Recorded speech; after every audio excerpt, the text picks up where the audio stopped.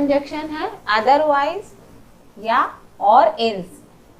इसका मतलब नहीं तो या वरना के सेंस में इस्तेमाल होता है।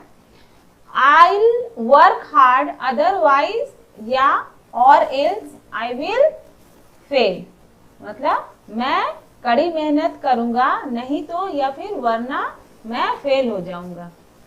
Write correct address otherwise courier can go somewhere else, सही पता लिखो नहीं तो या वरना कुरियर कहीं और चला जाएगा। फिर तीसरा है डोंट गो देयर और else he will scold you, मतलब वहां मत जाओ नहीं तो वह तुम्हें डांटेगा। तो इस प्रकार अदरवाइज और एल्स का इस्तेमाल हुआ। नेक्स्ट है सो दैट, यानी ताकि। ताकि के सेंस में सेंटेंस देखते हैं।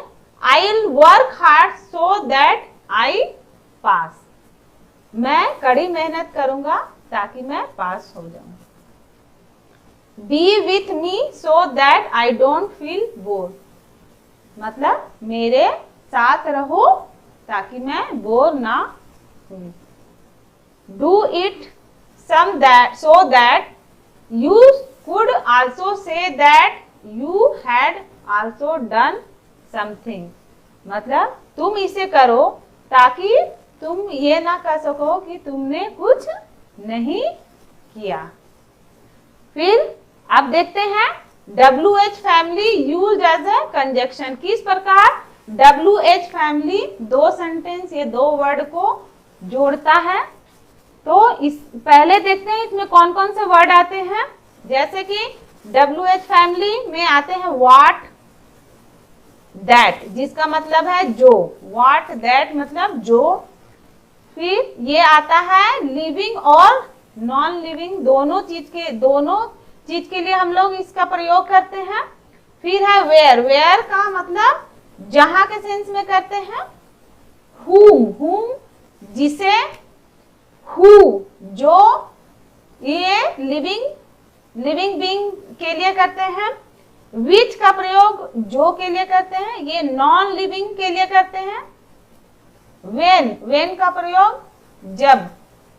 how या the way, how या the way जैसे या जिस तरह के सेंस में करते हैं। whose जिसका, ये लिविंग बीइंग के लिए करते हैं। whose का प्रयोग नॉन लिविंग बीइंग में नहीं करेंगे। of which जिसका, ये भी नॉन लिविंग थिंग के लिए।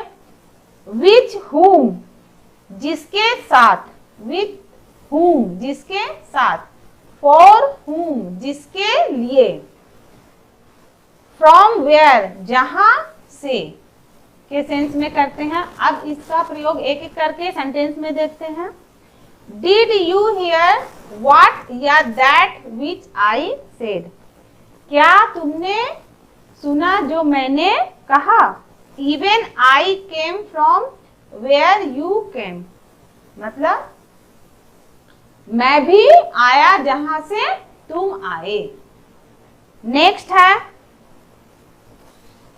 For whom I did everything is not here, मतलब जिसके लिए मैंने सब कुछ किया वो यहाँ नहीं है। For whom किसी लिविंग बीइंग के लिए किया गया। Can you tell me how you reached there, क्या तुम मुझे बताओगी कि तुम वहां कैसे पहुंचे, गए या पहुंचे। Ram who was with me is my friend, मतलब राम जो मेरे साथ है मेरा दोस्त है। राम who। पेन which या that I had is not yours, pen जो मेरे पास है, which या that सेम मतलब है। जो मेरे पास है which I had, जो मेरे पास था वो तुम्हारा नहीं है। यहाँ पर राम के बाद कॉमा लगाया गया जबकि पेन के बाद कॉमा नहीं लगाया गया है। राम क्योंकि ये व्यक्तिवाचक है और ये जातिवाचक है, इसलिए व्यक्तिवाचक प्रॉपर नाउन के बाद कॉमा लगाते हैं जबकि कॉमन नाउन के बाद कॉमा का प्रयोग नहीं किया जाता है। नेक्स्ट है Ram is one whose father is in police. Ram वह व्यक्ति है, राम वो है या व्यक्ति है जिसके पापा पुलिस में है। This is the house the roof of which is weak. Roof चूंकि ये नॉन लिविंग है इसलिए यहाँ पर विच का इस्तेमाल किया गया। विच का इस्तेमाल नॉन लिविंग में किया जाता है। तो या वही घर है जिसका रूफ कमजोर है, छत यानी कमजोर है। अभी देखते हैं नेक्स्ट हमारा है दैट्स व्हाट या वेयर या व्हाई या व्हेन और हु और विच। एक एक करके देखते हैं। दैट्स व्हाट का मतलब है यही तो या वही तो या यही बात तो या वही बात तो, यानी ये किसी इशू के बारे में, किसी मुद्दे की बात के बारे में प्रयोग किया जाता है। फिर है दैट्स वेयर। दैट्स वेयर का मतलब है यही तो, वही तो, इसी जगह, उसी जगह, यानी टॉकिंग अबाउट अ प्लेस। ये प्लेस का जब बात करते हैं तब प्रयोग किया जाता है। दैट्स वाई, इसका प्रयोग इसलिए, तभी तो के लिए किया जाता है, यानी कि किसी रीजन, टॉकिंग अबाउट रीजन, जब कोई रीजन हो तब इस्तेमाल किया जाता है। दैट्स व्हेन, उसी समय तो, तभी तो, यानी इसमें टाइम का बात है, टॉकिंग अबाउट टाइम। उसके बाद है दैट्स हु या whom, उसी को, ये लिविंग बीइंग के लिए इस्तेमाल होता है। जब लिविंग बीइंग रहता है तब इस समय इस्तेमाल किया जाता है। और दैट्स विच, ये उसी को, इसका भी सेम मतलब होता है लेकिन नॉन लिविंग के लिए होता है। दैट्स हाउ, इसी तरह, यानी कि talking about a way of doing something, मतलब कुछ करने का एक वे बताता है, इसी तरह। अब इसका देखते हैं प्रयोग सेंटेंस में कैसे करेंगे। That's what I was saying, मतलब यही बात तो मैं कह रहा था, यही, दैट्स व्हाट, यही बात तो मैं कह रहा था। That's where Ram was standing, मतलब यही तो, मतलब उसी जगह राम खड़ा था। वेयर राम खड़ा, दैट्स वेयर, वहीं राम खड़ा था। That's what you were making him understand, मतलब है कि यही तो तुम उसे समझा रहे थे, यही तो तुम उसे, that's what you are making him understand. That's where I am going, मतलब मैं वहीं तो जा रहा था, यहाँ जगह के लिए मैं वहीं तो जा रहा था।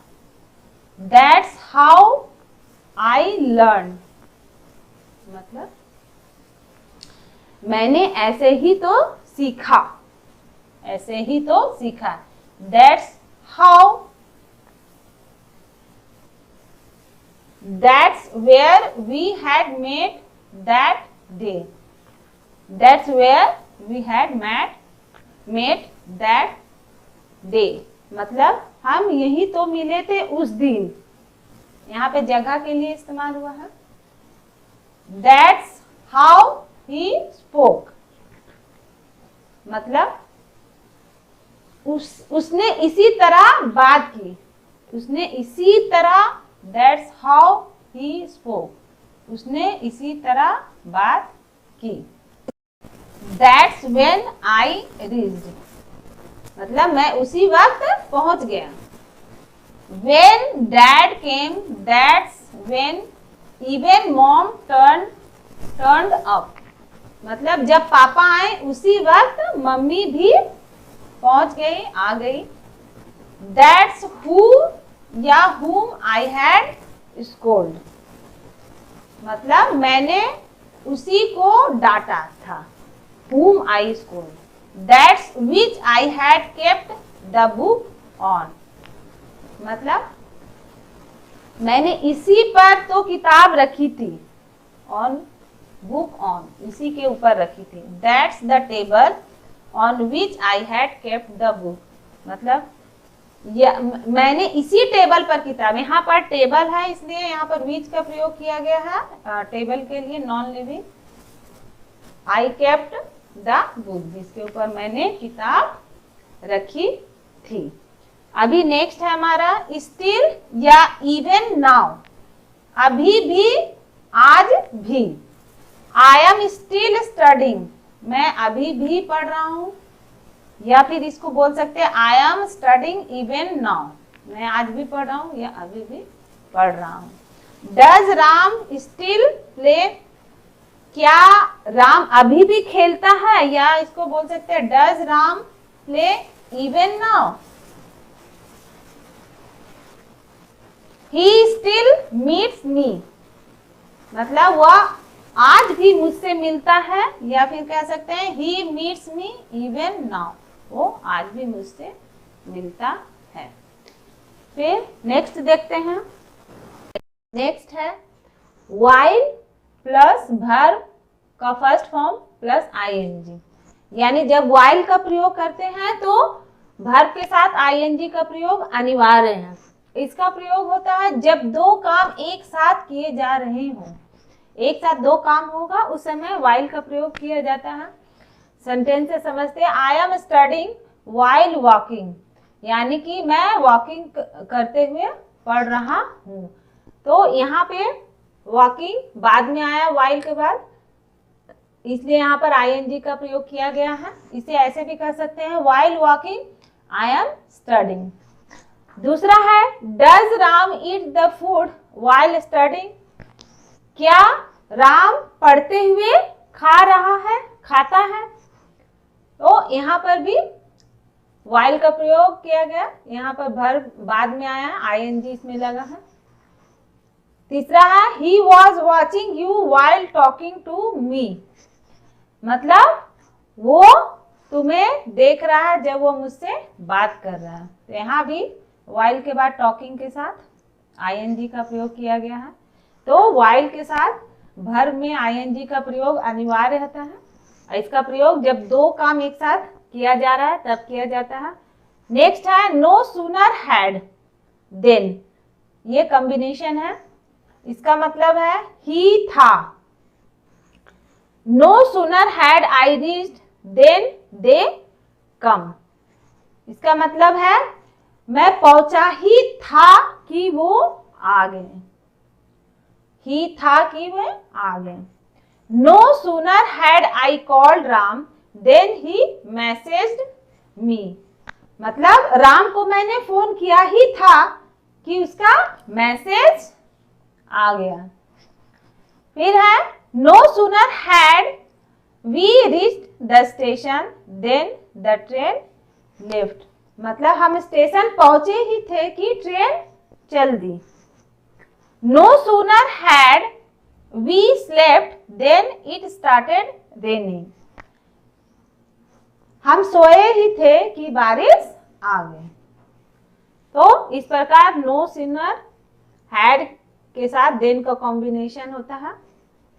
अभी नेक्स्ट है एज एट या एट या टिल नाउ या बाय नाउ या सो फार, सबका मीनिंग है अभी तक या आज तक। इसका प्रयोग सेंटेंस में करके समझते हैं। I have not seen her at या एज एट या टिल नाउ या बाय नाउ या सो फार, मतलब मैंने अभी तक उसे नहीं देखा। यहाँ इसके अभी तक के सेंस में यूज हुआ है, मैंने अभी तक उसे नहीं देखा। What is the score till now by now या सो फार, ये हमारा सिंपल सेंटेंस है। इसका मतलब है अभी तक का स्कोर क्या हुआ है।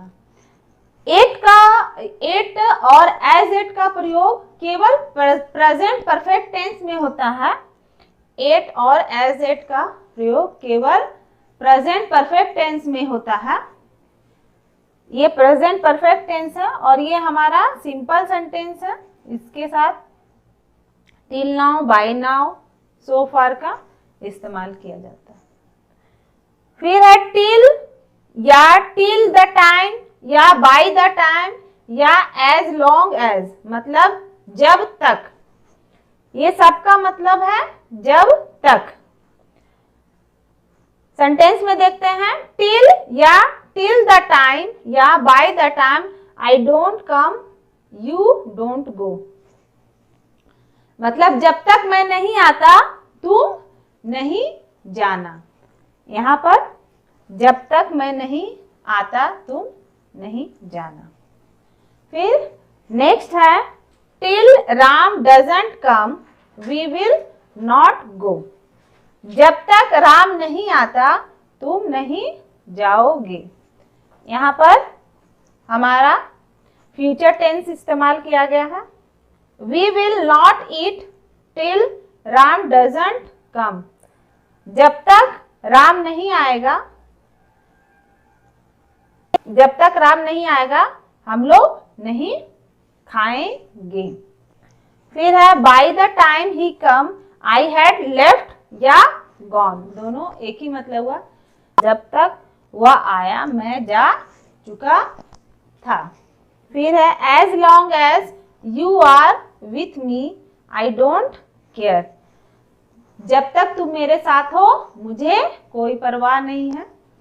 तो इस तरह till, till the time, by the time, as long का प्रयोग किया है जब तक के सेंस में।